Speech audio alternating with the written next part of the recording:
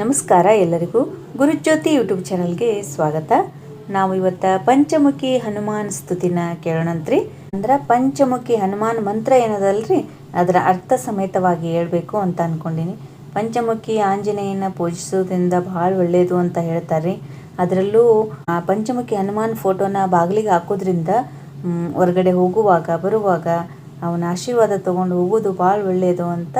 ಅದಕ್ಕೋಸ್ಕರ ನಾವು ಆದಷ್ಟು ಬಾಗಿಲಿಗೆ ಪಂಚಮುಖಿ ಹನುಮಾನ್ ಫೋಟೋನ ಹಾಕೋಣಂತ್ರಿ. ನೀವು ಹಾಕ್ರಿ, ಎಲ್ಲರಿಗೂ ಒಳ್ಳೇದಾಗಲಿ. ಇವಾಗ ಪಂಚಮುಖಿ ಹನುಮಾನ್ ಸ್ತುತಿನ ಕೇಳೋಣಂತ ಬರ್ರಿ. ಓಂ ನಮೋ ಭಗವತೆ ಪಂಚವದನಾಯ ಪೂರ್ವಕಪಿಮುಖೇ ಸಕಲ ಶತ್ರು ಸಂಹರಣಾಯ ಸ್ವಾಹ.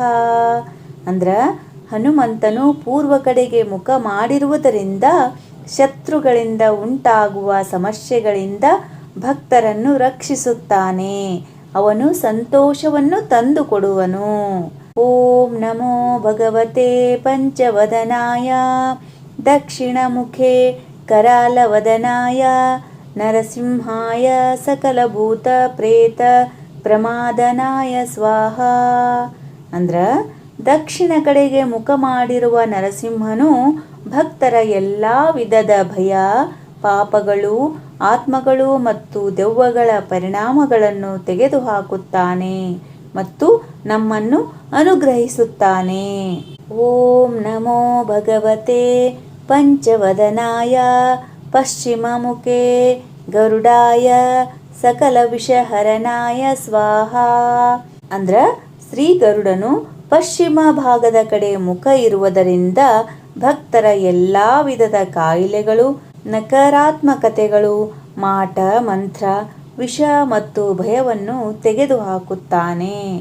ಓಂ ನಮೋ ಭಗವತೆ ಪಂಚವದನಾಯ ಉತ್ತರಮುಖೇ ಆದಿವರಾಹಾಯ ಸಕಲ ಸಂಪತ್ಕರಾಯ ಸ್ವಾಹ.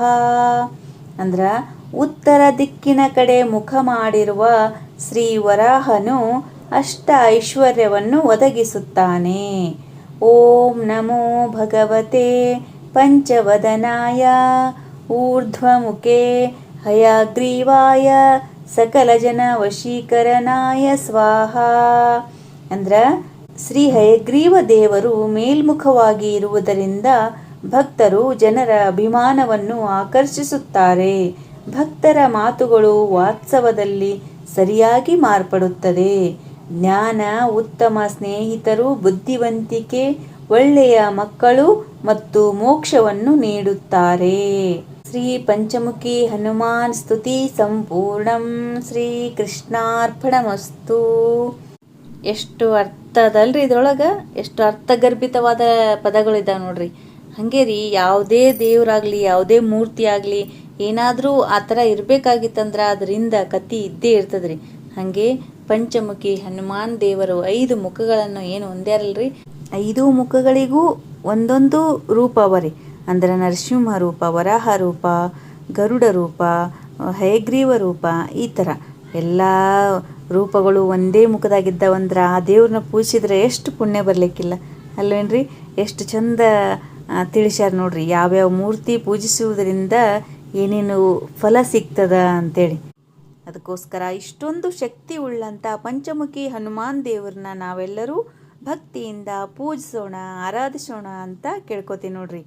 ದಯವಿಟ್ಟು ನಮ್ಮ ಚಾನಲ್ನ ಸಬ್ಸ್ಕ್ರೈಬ್ ಮಾಡಿಕೊಂಡು ಸಪೋರ್ಟ್ ಮಾಡಿರಿ ಅಂತ ಕೇಳ್ಕೊತೀನಿ. ಆದಷ್ಟು ಈ ಥರದ ವಿಡಿಯೋಗಳನ್ನು ನಿಮ್ಮ ಫ್ರೆಂಡ್ಸ್ಗೆಲ್ಲ ಶೇರ್ ಮಾಡಿರಿ.